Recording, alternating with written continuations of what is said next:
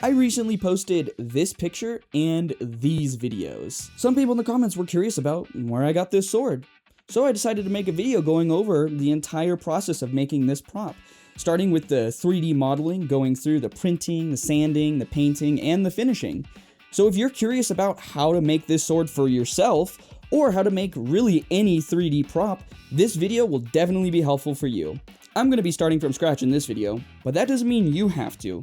I'm going to be putting the finished STLs up on my Etsy page as soon as this video goes live. So if you're interested in purchasing those, please go to my Etsy page. I would really appreciate the support. That being said, you do not need to buy my 3D files if you don't want to. My hope with this video is that you will be able to watch it and go into a free software like Blender and make your own sword for printing. I'm not going to be doing a step-by-step guide on how I made this 3D model. However, I will show you the steps that I took to make the 3D model, and hopefully that can help you with making your model.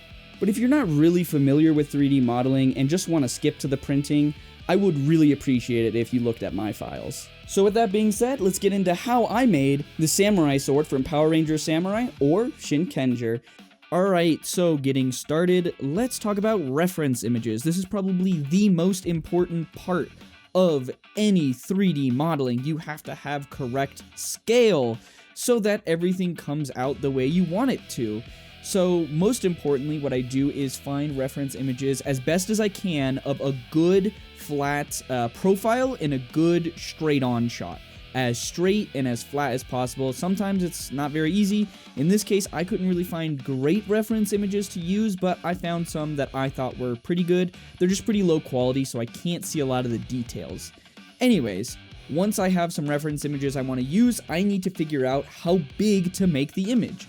So what I do, at least in this case, is I take Emma's hand and I measure my own hand and scale a little reference cube to about the same size as Emma's hand, and then I know how big to make the image to match the cube that I just measured. Once I do that, now I can actually start blocking out the size of the sword, and then what I'm doing here is I'm also adding in some points where I think the mesh will need to change. So big highlight landmarks like the tip of the blade, the end of the gold part, where the disc will sit, the end of the grip, stuff like that. So I can generally rough out where everything should go. Now we know the total length of the blade, and we are ready to get started on actually modeling. To make things easier for you guys, I'm going to be putting a little red square on whichever box I'm looking at because this footage is going to be sped up a lot. So I'm going to be talking over things and maybe referencing certain things that I do. So to kind of facilitate that, I will be adding a red box on each of these little 4 windows on what I'm talking about at a given time. So hopefully that'll help it be a little bit more readable for you as we go through this. So as you can see here, the first part of the blade that I want to make is, of course, the blade. This is a pretty simple shape, nothing too crazy about this one. Making sure to change it in all views. You do not want to neglect the front view and the 3/4 view. You want to make sure to be checking these kind of at all times. You cannot make a good model solely based on one reference image. You really need to see it from all angles. But it's a blade, so it comes to a point, and I'm just kind of extruding the edges out a little bit here to give it a nice blade edge. But generally speaking, it's a pretty simple form. What I do need to do, though, is I need to add in this little indentation in the middle. So I'm just extruding the faces inwards a little bit, matching it up to my reference image, and then I'm going to extrude it inwards, and then I'm going to kind of scale it down just a little bit more, extrude it back outwards. So we have this nice little groove in the middle of the blade that matches the reference footage. I am electing not to model in all of that detail on the interior part because I don't believe that it's very easy to do and it would probably look pretty bad in 3D printing. I'm going to try and find a physical, practical solution for that. So what I've gone and done here is I've just now basically chamfered all my edges, or I forget the right word, but I've basically put 3 edge loops on every single corner. 3 is the magic number in modeling, and really whatever I do, I don't know, 3 just kind of feels like the right number, but in modeling specifically, you always need at least 3 edge loops to turn a corner. So no matter what kind of corner that is, it could be a soft corner, it could be a hard corner, you generally want 3 edges to support your mesh. So right here, I'm just moving some of the edge flows a little bit closer to the outside so I can get a sharper bevel. Generally speaking, the closer the lines are together, the harder your edge will be, and the further away they are, the more smooth your edge will be. It's just kind of a rule of thumb. I'm kind of going through here and I'm speeding this up quite a bit because I made a little mistake when modeling and try to find a good way to close the bottom of the sword. Couldn't really find one, so I decided to do it kind of the painful way of filling in the gap and making my own edge loops. Normally in 3D modeling, I would just kind of not worry about that and leave it in open face, but for 3D printing, I need to close all of my faces because the 3D printing software does not like when you leave faces open, even if they're kind of covered by another mesh. So I always close my faces these days. Yeah. Anyways, moving on to the gold part of the sword. I'm not really sure what to call this part of the sword. It's sort of like part of the blade, but whatever it is, this form was pretty easy to make. Just kind of following the edge flow of the back side of the sword, the blunt edge, and extruding out to make this part. I also don't know what to call this part of the sword. It's not really a realistic sword. But this part where the blade will attach to the hilt, or sorry, not the hilt, the holster. I don't know what this part is called. I call it like the wing of the blade. But yeah, so I'm modeling this. This is actually one of the hardest forms in the entire modeling of this prop, because it goes from a sort of a beveled curve into a straight line back into a beveled curve. And it has the neat little thing of having a hard corner on one of those smooth edges. It's kind of hard to explain why this is hard, but generally speaking, if you have a smooth object, let's say a sphere, and you want to cut an indent into the sphere that's a square. So basically you want to make little vents in your square, in your sphere. This is a little bit hard to do because you want your edge flow to be as smooth as possible to facilitate the sphere, but if you give a really harsh edge flow to facilitate the corners of the square, it's going to basically add little lines, little gashes into your sphere, and it can make it look real ugly. So it's one of the big problems of edge flow. You kind of got to find a way to do it that makes the prop look good.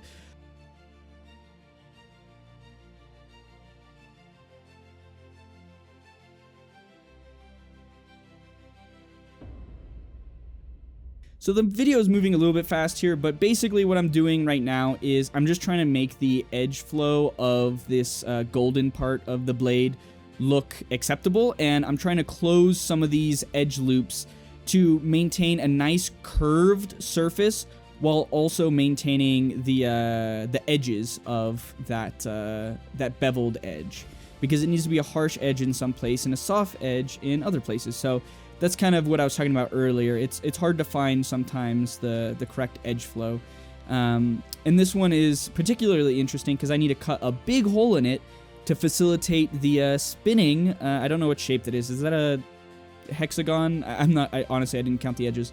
But I need to facilitate that, so I need to cut a big hole in that.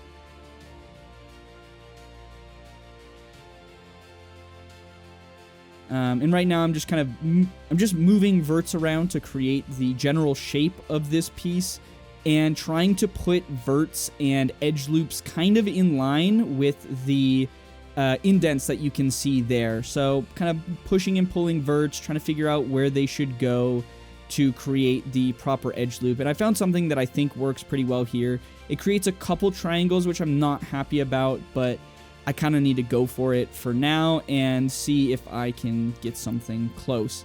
You can see it's starting to take shape. It's a little soft, like clay. It's a little mushy right now. I kind of need to define some of the edges and kind of sharpen it up a little bit. Make sure that it matches the real life prop. So just a lot more pushing and pulling verts, making sure that they're all kind of in the right place and that everything flows nicely. You'll hear me use the word flow a lot. That's kind of how I model. I'm not a very scientific modeler. I'm much of more of a flow guy. What looks good, what feels good, and that's why I really value this third perspective that isn't planar, because then I can see how the edge flow looks and move everything into place. Because at the end of the day, that 3D view is what we're going to see in real life. It can match the 2D views perfectly, but it needs to look good in 3D at the end of the day. So that's why I look there quite often. I'm trying to find creative solutions to this triangle problem, because I'm running into a bit of a problem with this edge flow where it's not lining up exactly how I would want it, because I have two kind of opposing lines that I want to maintain. One that's sort of in this indent curve here, and the other being this like sun ray kind of going out from the center, and I want to keep both of those as clean as possible, but also maintain their like structural integrity.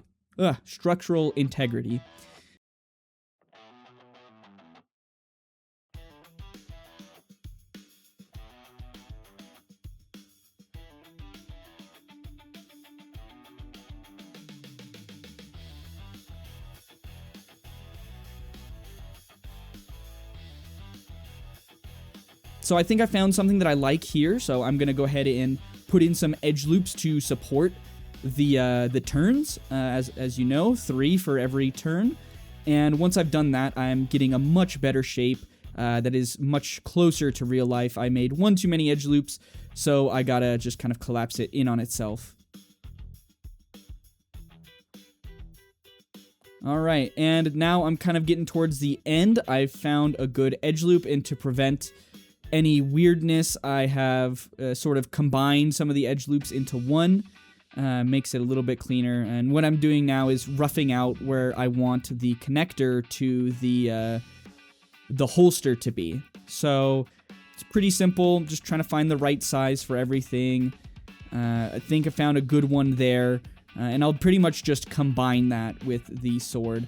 And what I've done there is I've actually deleted half of the prop and then mirrored it over. Generally speaking, in 3D, you really only need to model one side of a symmetrical prop, because you can just mirror it and combine the vertices together, and it saves you some time. You only have to model half of a prop. You don't need to think about the edge loops on the other side, or you don't need to push and pull verts on both sides. I'm pretty bad at remembering to only model half, but sometimes I remember, and there I did. So what I'm making now is the bottom part of the gold. I really don't know what to call these parts of the sword. I'm not a swordsmith, and I don't even think this follows real life sword creation. But it's the part that goes in between the spinning parts. So I've just basically done a pretty simple cube, combined the mesh with the what do you call this? The cylinder. I didn't like how it looked in that initial version, so I've instead opted to just boolean them together, and that worked a lot better. Creating this little tip thing here. Can't really tell what the shape is in the reference image, so I'm just kind of going based on vibes what I think it may look like. I think I get to a pretty good result here at the end, but not really sure what it looks like in reality. So that's the importance of finding good reference images, is you gotta make sure they are true to life. But I'm pretty happy with how this looks, so I think, I'm just gonna kind of clean up some of these edges and then move on to the next piece of the prop.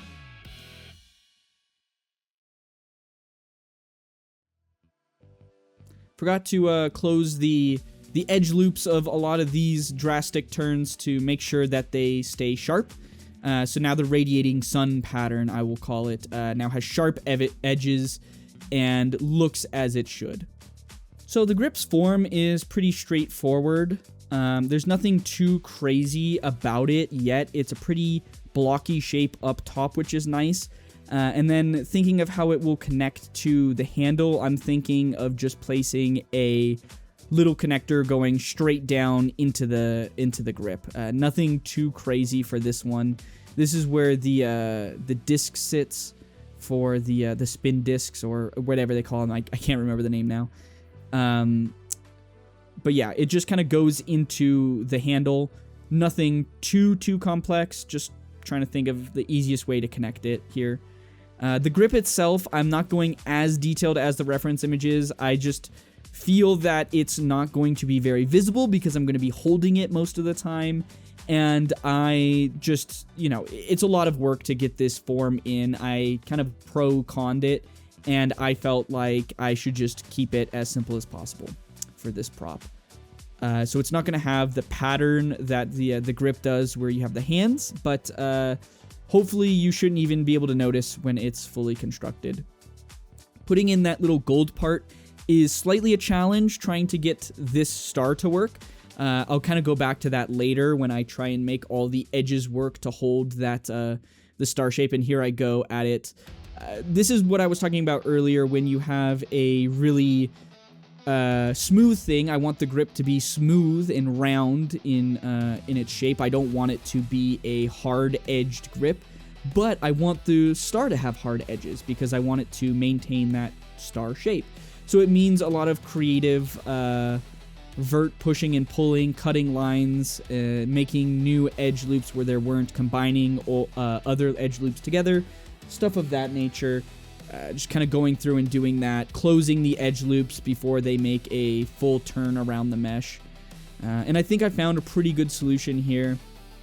It holds the star pretty well, at least good enough that you won't be able to notice it at a distance, and it shouldn't even show up in 3D printing, and as well holding onto that smoothness that the grip and the pommel have, because that's pretty important to me.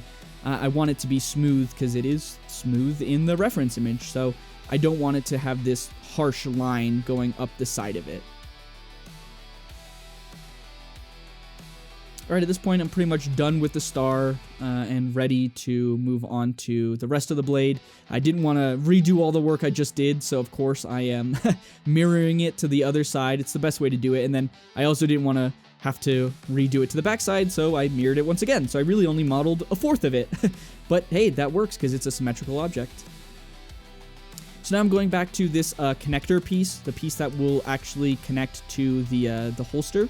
I need to cut into the star-shaped pattern to allow the connector to actually go into the blade and not get caught up on any of those ridges, which I foresaw being a problem, so I just got rid of the ridges underneath, but with a simple boolean. I love my booleans, difference A to B. It saves me a lot of time, especially in 3D printing. Normally, when, again, I'm modeling for a game or some sort of prop that's only going to be used in 3D, I just push them straight into each other, not really worrying about combining everything, because it doesn't need to be combined. It also makes texturing a little bit easier for me. But in this process for 3D printing, everything needs to have its edges closed, and everything needs to be one big piece. You can't just combine two things together. It's unfortunately not that easy. And so you can see I'm actually going through the same struggle here to kind of finish off this this top gold piece. I need all these edges to combine, which isn't hard, but it does mean merging a lot of verts together. As you can see, I'm going through and merging every single one of them. Probably could have done this a little bit easier. I always tend to do the painful way of doing things. It's just kind of, I don't know, it's how I am, but pretty finished there, and like how it looks. So now we're going to jump to the moving part, which is this the silver part. And I just want to add a disclaimer right here. My OBS did not record the part where I made the basic shape of this. Essentially, OBS is actually my mouse. It like double clicked really quickly and I didn't see, so it started and stopped the recording at like 3 frames. So you didn't get to see any of it. Picking up here with it already created, it's a very simple shape. Hopefully it's not too big of a deal. But the complexity of this shape comes from the fact that I want it to spin. I want this part of the blade to be spinnable, which means that I need to add something in the middle here to allow it to spin. So I'm trying to design some sort of gear to allow the silver piece to only spin in one direction. Spoiler alert, doesn't work the way I want it to, and it ends up just being able to spin omnidirectionally, but honestly, I don't even mind it once I get to that point, and I feel like I'm putting a lot of effort into this when I really didn't need to. You can see I spent quite a bit of time trying to design this gear, when in all reality, it was a pretty simple process. The main thing is I don't want the gear to spin, I only want the silver piece to spin, and I want the gear to be glued into place with the gold piece and the bottom connector bit. So I don't want it to move, and that's where a lot of the modeling struggle kind of came from. It wasn't a very complex piece, though, in all honesty. It was one of the easier ones. So, yeah. Moving on here, I am doing what I call cutting out room for the props to be glued together. So, right now what I'm doing, you can see I have this little like reference cube, this reference square. What this reference square is doing is just showing me my tolerance. So my 3D printer can seemingly only do tolerances of about 0.3, I think it's millimeters, or I guess that would be 0.3 centimeters rather, which is, I'm not good at centimeters, millimeters, so don't get mad at me here. I'm American, I'm sorry. But I can only do 0.3 centimeters, so I have to, or maybe it is 0.3 millimeters. Honestly, I can't remember what the what the 3D printer does, but I make a little cube to kind of give myself tolerances. So what I'll do is I'll scale up a prop. So in this case, I'll scale up the blade. I will then smooth out the gold part, the part that I want to be cutting, and I will then do a boolean operation to basically cut the blade shape out of the gold piece, with the added tolerance so that the parts will slide together nice and smooth. And I have a little bit of breathing room, because I think that the actual tolerance is about 0.02, but I give it 0.03 to give myself just a little bit more breathing room. So that's all I go ahead and do here. I smooth before I do the boolean operation. I do 2 subdivisions because I want the shape to be smoothed before I cut out these harsh bevels and edges, because I don't want to have to smooth after the fact. Because if you do smoothing after the fact, you have to clean up all those edge loops, and it's a nightmare. I'm kind of lazy when it comes to 3D printing, so I smooth 2 subdivisions, I do my boolean operation, and then I triangulate the mesh. Normally I work with quads, always, when I do 3D stuff. Always quads, but because this is for 3D printing, I'm okay with doing triangles, because I'm pretty sure the 3D printing software translates it to triangles either way, so it's kind of a waste of time for me to worry about keeping it quads and then just have it be triangles anyway. So I'm just going to take the easy route, but that's what I'm going to, through and doing here. I'm happy with all the shapes of everything. I like how everything looks, so I'm smoothing everything. I'm making duplicates of the parts that are going to get cut out, or sorry, cut other things out, scaling them up a little bit so I have the tolerance, and then performing the boolean. It sounds kind of complex, but it's actually really simple. It's probably the easiest part of this whole process.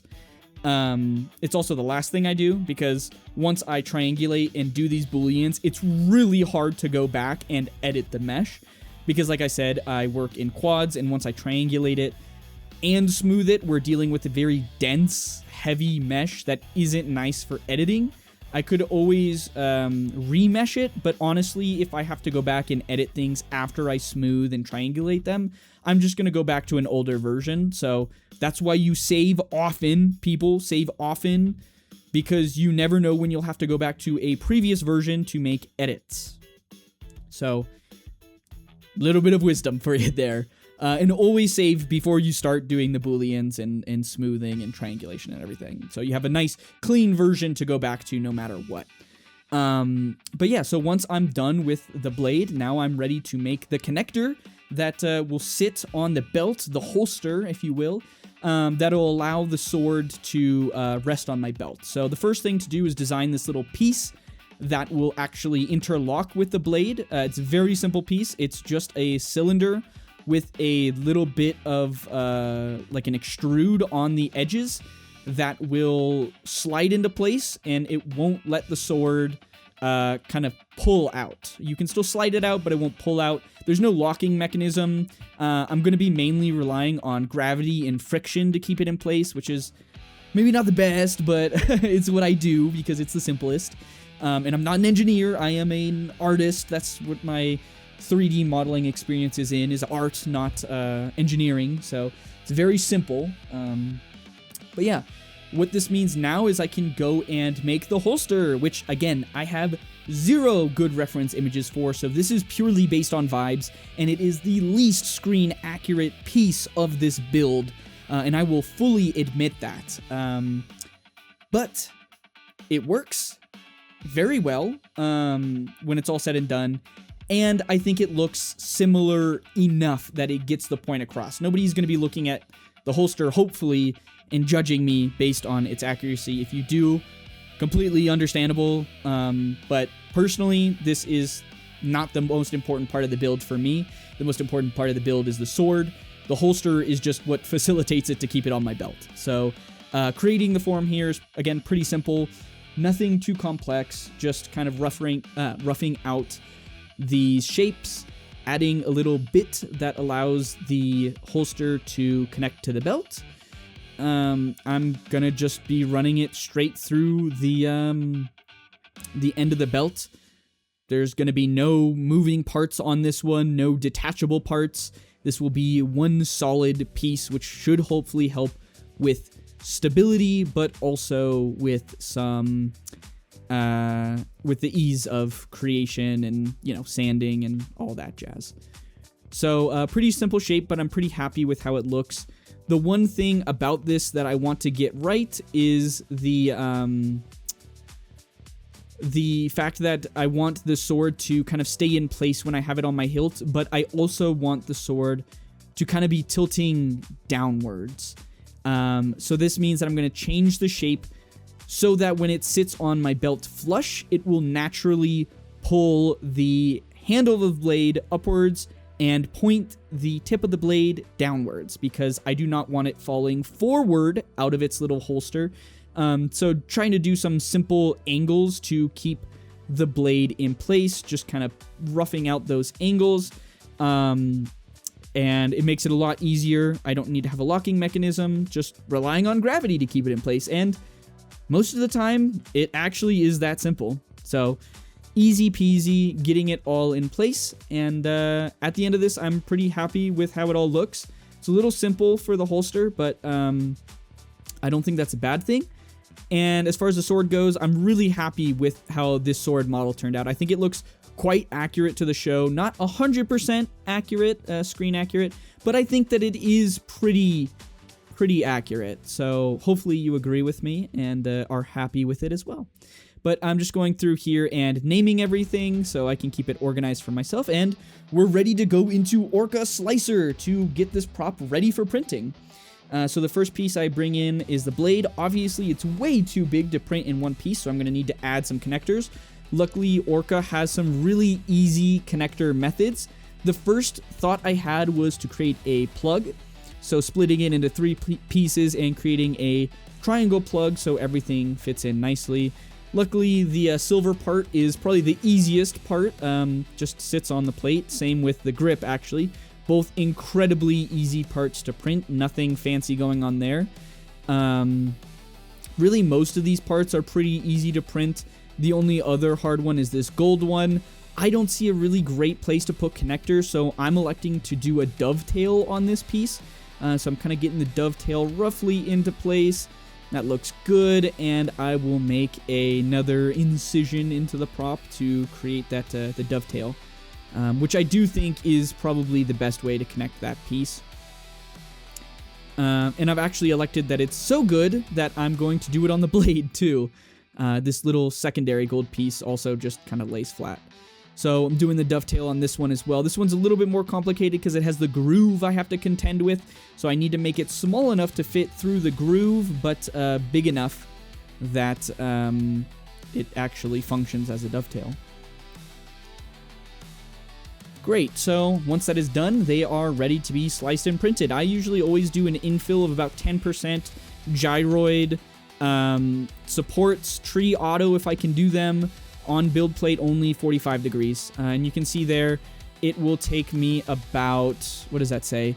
1 day, 12 hours, and 11 minutes to print everything with a total cost of 740 grams of filament. So, let's get to the printing.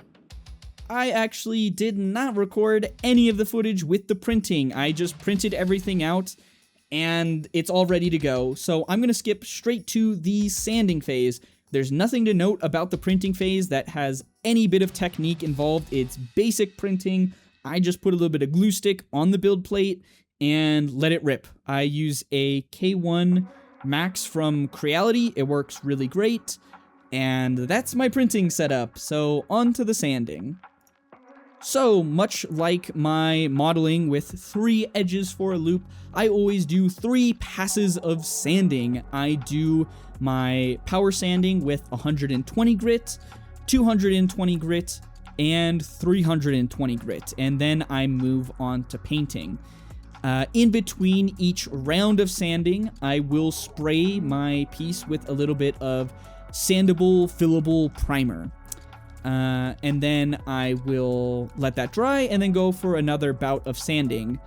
If there are major holes in the print, I will fill those up with a little bit of wood glue mixed with acetone. Very simple, kind of just vibe based on the mixture, usually around 3 to 1, maybe 3 parts wood glue to 1 part acetone. I'm not a scientist, to be honest. I just kind of make it to it's a little runny and easy to spread with a little piece of Eva foam. So that way you can get it out of those edges. Once wood glue hardens, it is a pain in the butt to get into those small crevices. I usually use my power sander for everything, but there are pieces of the prop that I can't get to with the power sander, so I go in with a little bit of hand sanding for those. Very, very easy to do, but it does take time. Sanding this whole piece takes many hours over many days.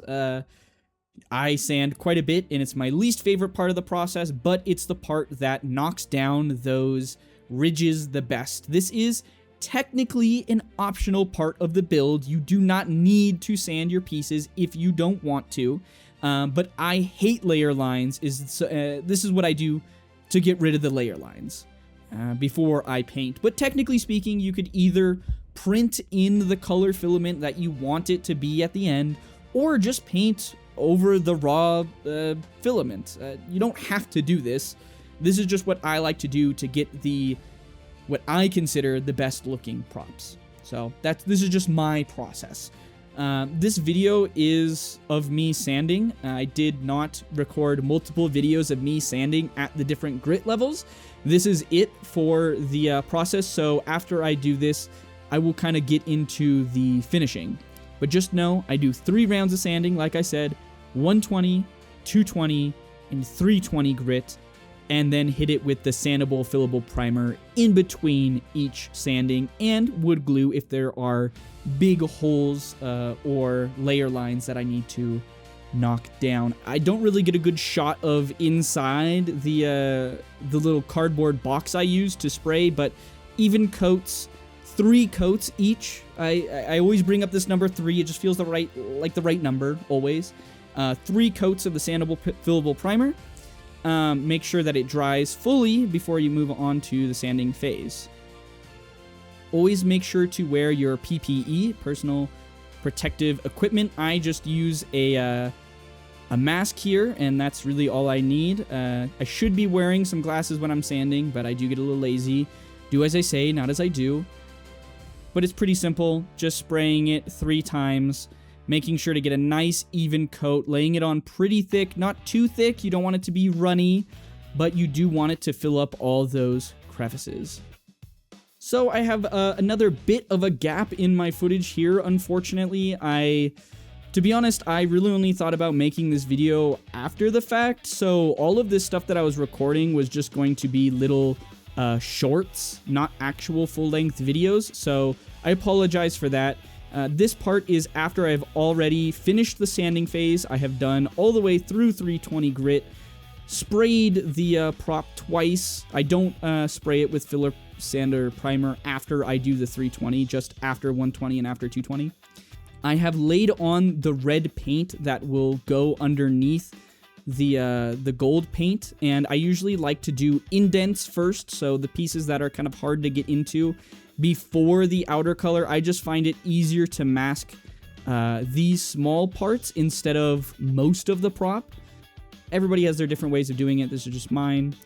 Some paint will always kind of seep through. It's kind of normal, at least for me. Maybe I'm just really bad at masking. But it's pretty easy to clean up with some acrylics, or just leave it. Honestly, if it's small enough, you may not even notice.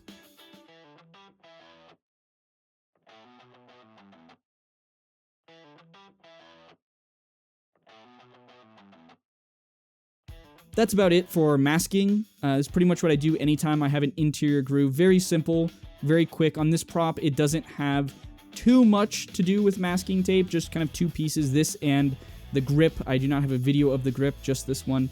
But it's very simple and ready for some gold paint. Speaking of gold paint, always 3 coats. You guessed it. I put them inside these cardboard boxes because I want to reduce the wind that pushes the paint.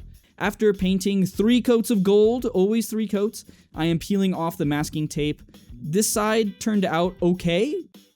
Honestly, really not too bad. When you get in real close, you can see some scuffed edge work, but honestly, to me, this isn't really bad at all. Honestly, I would consider this success, and if I need to go back through with some red acrylic, I totally can.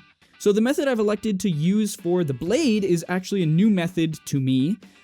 It is using graphite over high gloss black paint to achieve this really high shine metallic look.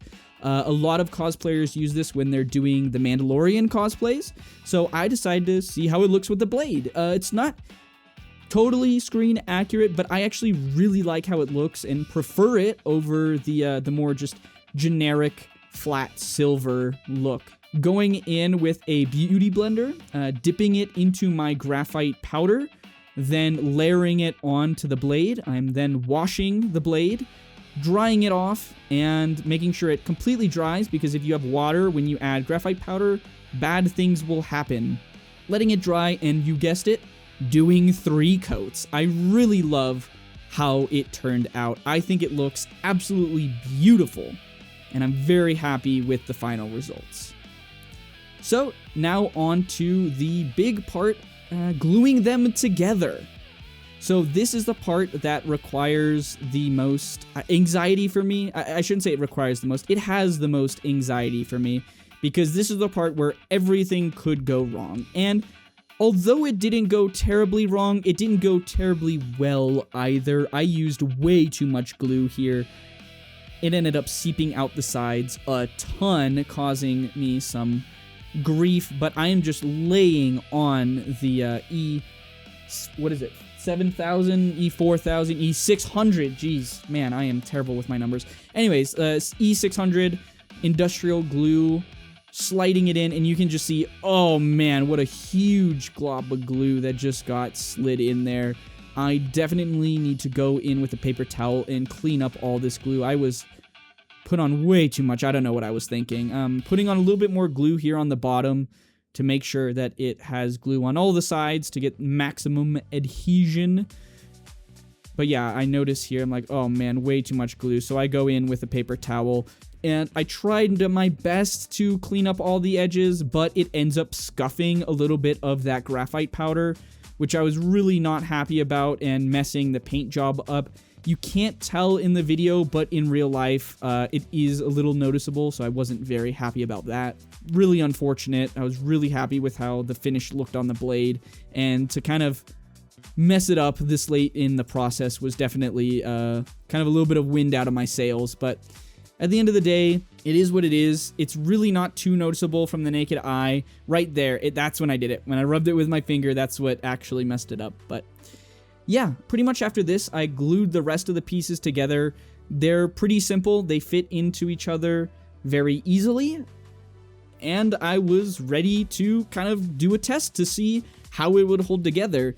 And I have a finished picture here of me holding the sword. Really happy with how it looks. The picture is a little desaturated, but I really like how the gold looks. I really like how the red looks and the black looks and the silver looked. I did the same silver technique with the spinning part of the blade.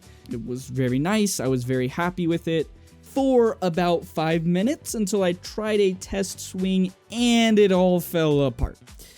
I didn't even swing it that hard, but yeah, it broke into 3 different pieces. So this version didn't really work out. It broke on my very first swing. I was very saddened because I put a lot of work into this, but I can't say I'm surprised. I saw this coming and I was trying my best not to believe that it was going to happen, but I knew it was too weak and not structurally sound. And that's completely my fault. It goes back way to the beginning when I was 3D modeling.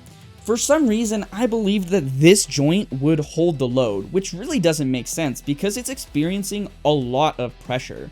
There's a lot of force when I'm swinging the sword, and mind you, I'm not swinging it very hard, but it's definitely enough to break this small part. I'm not really sure why I thought the top would hold either. There's really nothing to hold the 2 joints together other than a simple piece of glue. It really wasn't strong enough in retrospect, and I will need to remake the 3D model, but I'm actually not too sad about it.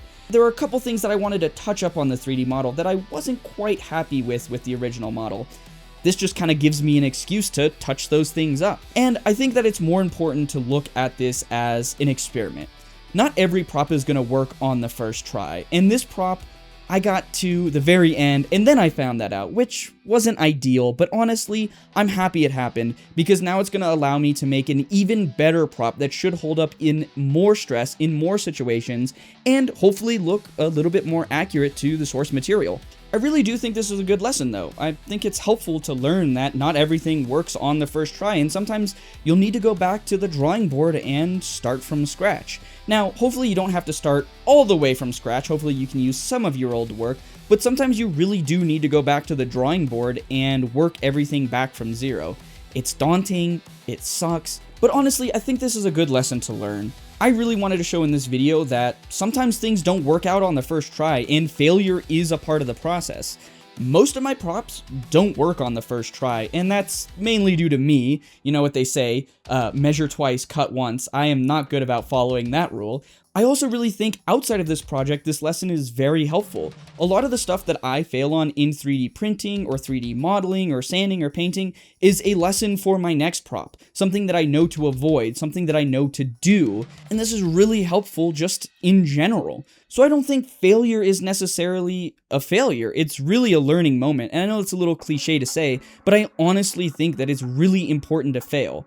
In college, my 3D professors always said, fail quickly and fail often, because you learn way more from your failures than you do your successes, and I wholeheartedly agree with them. I would not have a finished prop if I didn't go through many failures. I know it seems really awful, but don't let it discourage you. My first prop that I ever made looks awful in comparison to the ones I'm making now, and still then, I'm sure I'll look back in a couple years and think, wow, this was the best I could do.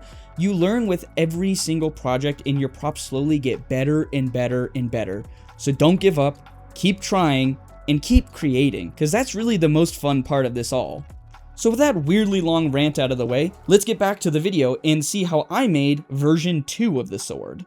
So here we are with version 2 of the modeling. Skip this if you would like, but I will go over what I am doing to change the design and hopefully make it better. So first things first, I want the upper part of the grip and the silver part to move in tandem just like it does in the show. I thought I would be happy if I could just get one part to spin, but after finishing it, I know I need to have both spin or I won't be satisfied. The second thing is adding a rod into the middle of the model. So what I did was I just looked up on Home Depot a cylinder, a wood dowel that I could use of a proper width, and I added that into my 3D scene, and now using it as reference to kind of cut it out of all of the pieces, so I can put it in the middle of the entire sword, all the way down from the grip to the top of the blade, hopefully. I don't get it all the way to the top of the blade because the blade gets pretty thin at the top, but I get it about halfway through the blade. Anyways, so the first part is to get these pieces to move together, which means they need to be one piece, or at least connect together. What I decided to do was cut out a hole in that gold part of the gold lower part that I initially just glued together. Now I'm going to have it have a hole that these can spin around. I decided to make these in 2 pieces because of gluing and attaching them, and to attach these 2 pieces I'm just using some simple squares. I will just push the upper part into the lower part, and hopefully it should just work. Totally. No, it should work pretty easily though.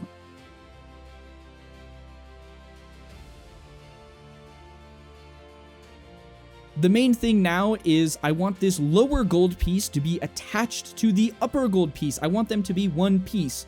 That was definitely one of the weaker parts of the last build, so it means that I need to redesign how I think I put in the silver part that spins, right? Before, I just put them in order from bottom to top, but now I can't do that, so I need to make the silver part small enough profile to fit in between this little sandwich thing. And you can see I've noticed here it is way too long and it will not fit through, so I need to change the model to allow it to fit through this, to make sure it has enough clearance to actually make it in. This is another thing that I usually overlook, is the actual practicality. It looks great in 3D, but I don't think about how it's going to work in real life, so I'm glad I caught this one because I would be kicking myself in the butt if I forgot to do that. So I now make it with enough clearance to actually go through.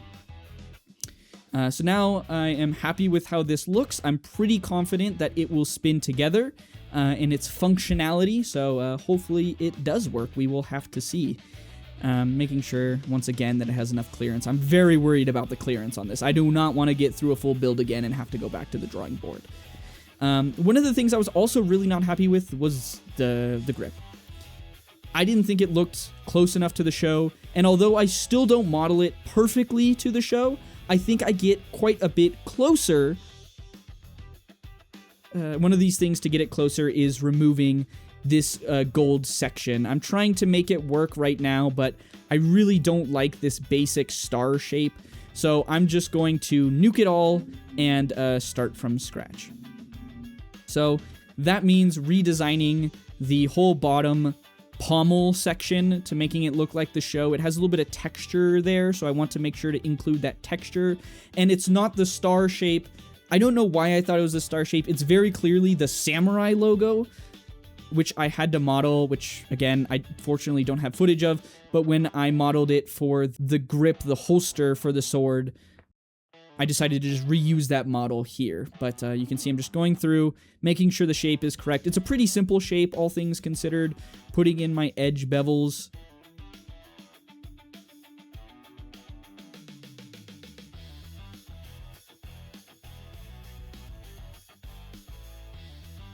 So now that I have the basic shape done, I need to close my edges, of course. Didn't have to do this last time because it was all one big piece.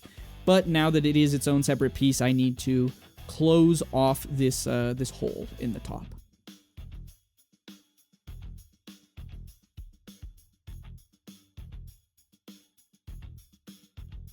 Awesome, now that I have that, I can clone and move in the samurai symbol into place. I'm really happy with how I modeled the samurai symbol.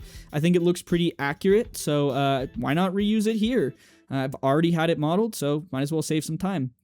So the weird part about this sword is there is a little bit of texture to this interior red part that I didn't notice in the original source images that I kind of realized once I watched a little bit more of Samurai.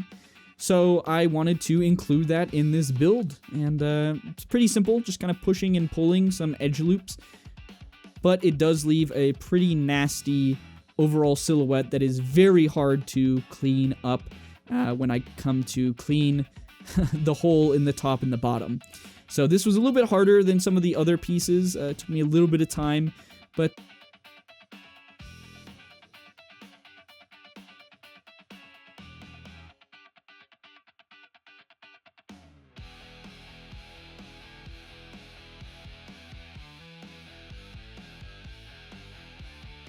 so I'm pretty much finishing up here. It looks incredibly ugly, but you won't even see it in the final build, so you know what, it is what it is.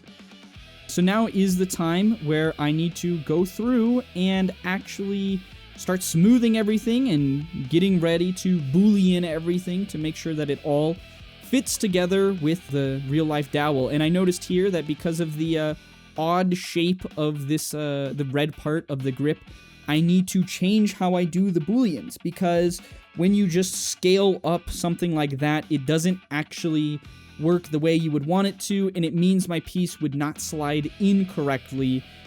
The tolerances are all off, so I'm basically duplicating it, getting rid of the wavy part, and instead just making it a flat, sort of cylindrical object the whole way through, and then cutting it out, so I'll know the ridges will fit as intended.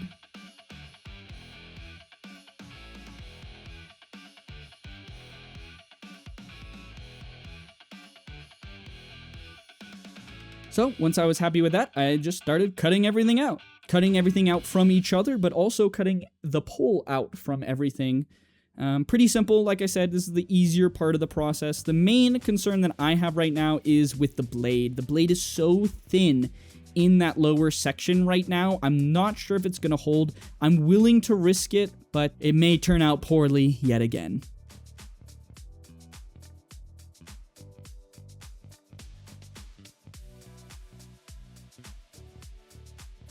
So that means another trip back into Orca Slicer to get everything sliced up. I will be slicing things slightly differently this time around, especially with the sword. I think that I can do it better. So I'm going to be, instead of doing the dovetail like I did last time, I'm actually going to go back with my original thought, and I'm going to use connectors. My thought being, if I give long enough connectors, they will be stronger than the dovetail was, because the dovetail was one of the pieces that broke on the original version. So I want to make sure that these connectors are super long and also 100% infill, so that they have the strength that I need to keep the blade in place. Basically doing a mini version of what I'm doing with the rest of the prop, with the large dowel through the middle. So that's my idea. Hopefully it works as I am hoping it does. The rest of the stuff, pretty simple though. Small supports. I still do a dovetail on this piece because I actually thought that worked out pretty well for the upper part of the blade. Pretty much everything is the same as far as slicing goes, and printing went the same as usual. I forgot to do the printing part once more, but just know it's the same, very basic printing, and we are back to 120 grit sanding with my power sander all around, hand sanding and pen sanding where I can't use the hand sander. Basic, just like last time, nothing changes about this part of the process. After I'm done with the first round of sanding, I'll actually wash the print, which I do off camera, and then hit it with its first round of filler sander primer. After I do the filler sander primer, if I have any large gaps, that's when I'll put in the wood filler mixture to fill up all the large gaps. And that's where I get to this point, where I now have a filler primer and wood fillered prop, and I am now going through and sanding the inner edges with my hand sanding, which I haven't really shown yet. So right now I'm sanding with 220 grit, making sure to get into all those little cracks and crevices. Paint reveals all, and if you do not get into these crevices, you will be able to see leftover dust particles and layer lines in the final painting, which I don't want. So I want to make sure to be very thorough and get into every single edge. It's a pain in the ass, but to me, it's worth it in the end. So I mentioned it before, I will take this after I'm done with 220 grit and I'll actually wash the print. And you may be wondering, what do I mean by washing the print? Well, I literally mean bringing it into your bathtub or sink hitting it with some foaming soap, and washing it. This is super helpful for getting rid of all those little dust particulates that may get built up when you're sanding, to make sure you get nice, even, flat coats of the filler, sander, primer, and eventual paint.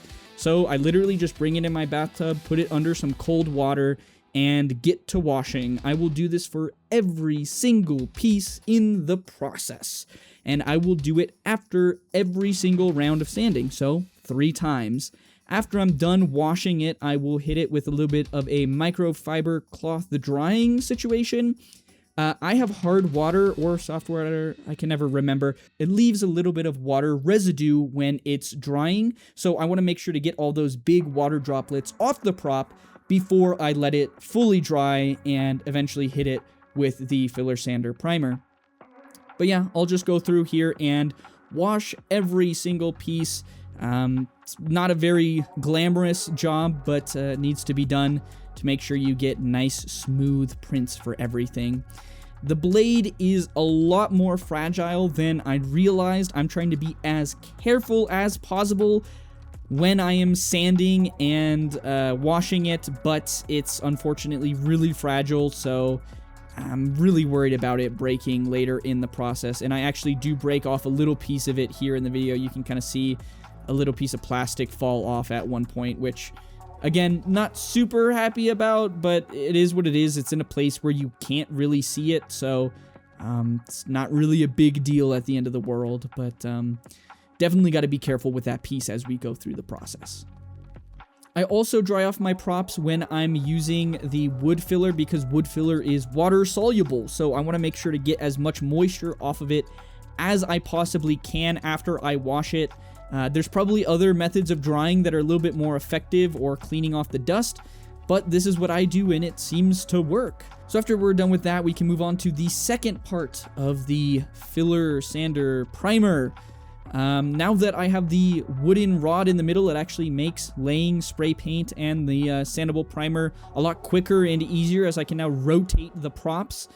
Normally I would have to lay them on one side, hit it, wait for it to dry, do the other side, but now I don't need to worry about that. Making sure to do 3 coats. I'm only going to show 1 coat in this little clip, but just know I do it 3 times for every single prop. Yes, that does mean I use a lot of this primer, but I think it's worth it for me because it leads to a really nice, clean, smooth result. You may find that you need to not go this overkill. That is totally up to your discretion. This is just how I do it. So, after the filler sander primer and a little bit of the wood filler, I am now ready to sand at 220 grit, which I am doing thusly, making sure to knock down all that wood filler. Applying it with the EvaFoam does make it a lot easier to knock down because there's a lot less waste in the wood filler, and it makes it just a whole lot easier, so I recommend doing it 100%.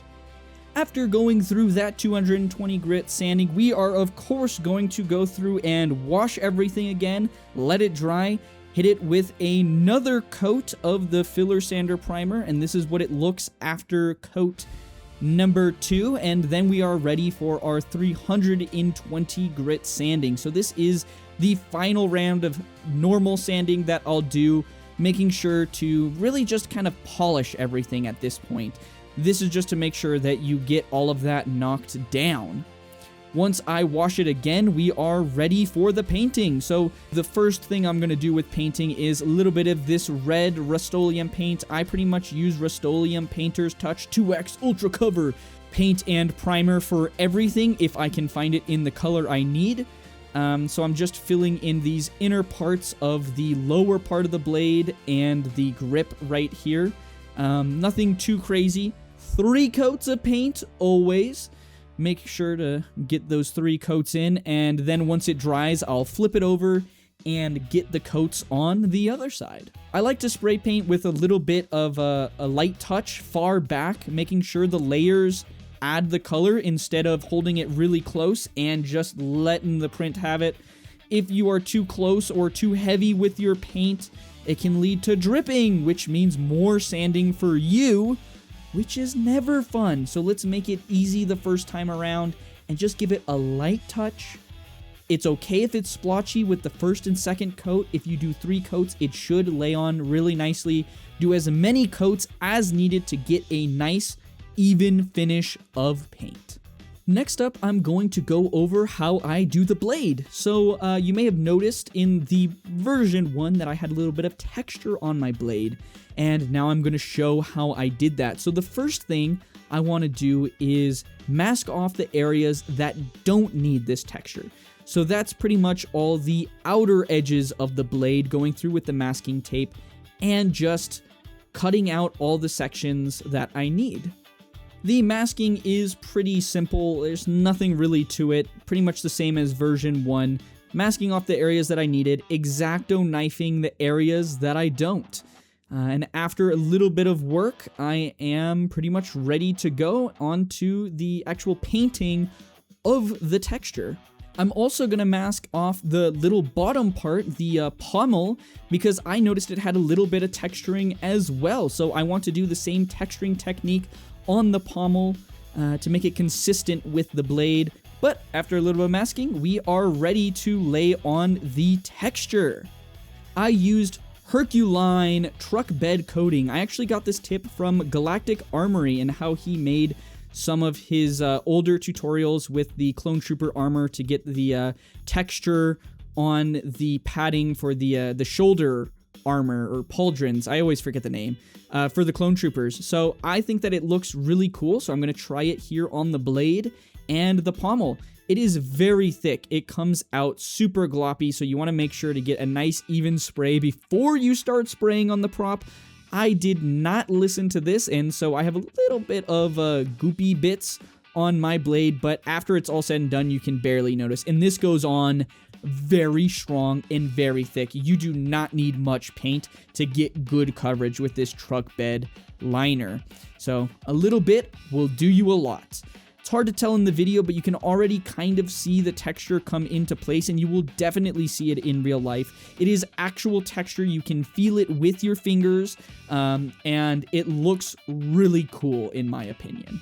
So I'm just going through here and going to texture both sides of the sword and the pommel. I probably don't need to do 3 coats for this, but you know I'm going to. Alright, so after laying on that bed liner, I am now removing all of the masking tape, which is actually pretty hard. Harder than you would think. The truck liner seems to get pretty brittle, and it makes the masking tape a lot harder to remove. Or maybe I just suck at removing masking tape. I mean, either are very valid options.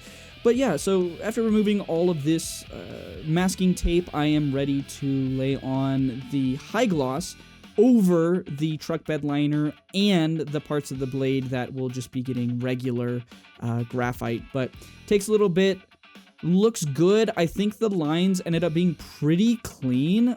Obviously, my camera was in a terrible place and I was holding the sword in a terrible place, so sorry that half of the frame is filled with absolutely nothing. But yeah, the lines ended up being pretty clean, and I'm really happy with how the masking went on this prop. So now it's time for the high gloss black. I'm putting it on the silver spinny bit and the connector piece right now, but this is the same paint that I used on the blade as well.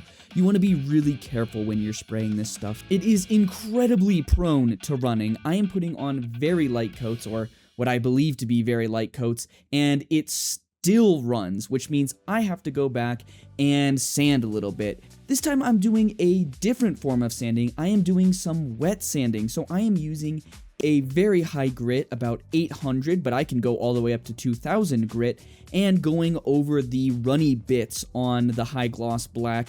There were quite a few places that needed sanding, so this took me a little bit of time, but once you've knocked down all the runs, you can go back with your high gloss black paint, put on another coat, and hopefully it doesn't run, and you can move on to the next steps. Moving on to the next piece that needs a little bit of masking tape, we have the grip. And I apologize for the absolute awful camera angle once more. I really didn't realize how low on the desk I was, so you can only see me in the very top corner putting on the masking tape. Pretty much the same principle as always, making sure to get into those crevices. We just want to make sure that the gold does not bleed into the red. I also go ahead and mask the lower part of the blade as well. This golden part, camera angle is still bad, but I pretty much do the same technique that I did last time. Nothing really has changed about this. I should also mention at this point, if you are doing multiple coats of paint on one prop, so different colors on the same prop, I like to recommend waiting 2 to 3 days in between the different colors to let that initial color dry. Because if you put tape over freshly painted paint, it tends to lift and ruin your original paint job, and then you'll just need to go through, remask, repaint, and kind of keep on doing that cycle if you don't wait long enough. I have been burned on this many times. 3 days may be a little overkill. I think the cans usually recommend 48 hours, but I am super paranoid at this point, so I wait 3 days in between different colors. It's also important that if you're laying on the same color, if you don't lay it on within an hour, you will need to wait, I think, at least 24 hours before laying on that color once more. This is all to prevent your paint from peeling and doing this really, really fun thing that paint can sometimes do, where it scrunches in on itself and gets really warped and looks just awful. It's when the paint hasn't fully cured to its surface, and so it shrinks the paint and the paint moves independently of your object, and it just looks really bad. You have to re-sand it at that point and go back to the painting phase. So not fun. I would not recommend doing it. Just let your paint sit. Patience is key, and I am one of the most impatient people in the world when it comes to prop making, so trust me, just be patient, and your prop will thank you for it. Alright, so we're now ready to put on the gold paint. I usually use Bear's gold metallic, pure gold I believe it is, paint. This is my favorite gold paint to use. It's very readily available. I haven't found too many gold paints that I actually like, and to be honest, this one could be better. It could be a little bit more saturated, a little bit more of a golden color. Right now it's pretty desaturated, but hey, beggars can't be choosers, and this is the closest I've gotten to a really solid gold paint. You can see it's actually a little bit too windy out right now to place my prop on the top of the box like I had originally planned, so I had to put it inside the box to keep the airflow from ruining it. I really need to get one of those painting kits. They're little plastic containers that you can put stuff in, and it keeps the paint safe from any dust or wind. It's very useful, actually. Making sure to get your 3 coats in. This side actually looks pretty good on this pommel, but the larger piece still looks a little rough. So that's why you need 3 light coats or more light coats. It's always better to put on more light coats than less, and it's definitely better to put on light coats than a heavy coat. You do not want this paint to run. Same problem with the paint not fully curing. You have to go back to the sanding phase. And you can see with every single coat, it gets a little bit better. The gold is particularly thin, so I sometimes require 4 for the gold paint to go over a color especially. You see, it's very hard to go over an established red. And I forgot, but I actually do go in with a 4th coat here on the upper part of the blade. I just was really not happy with the red still seeping through, so I decided to hit it one more time. You can always put on more coats of paint. It's a lot harder to do after the fact, especially if I've removed the masking tape, so make sure to get all the coats in and make sure it's coated nice and properly to your specifications before you finish it.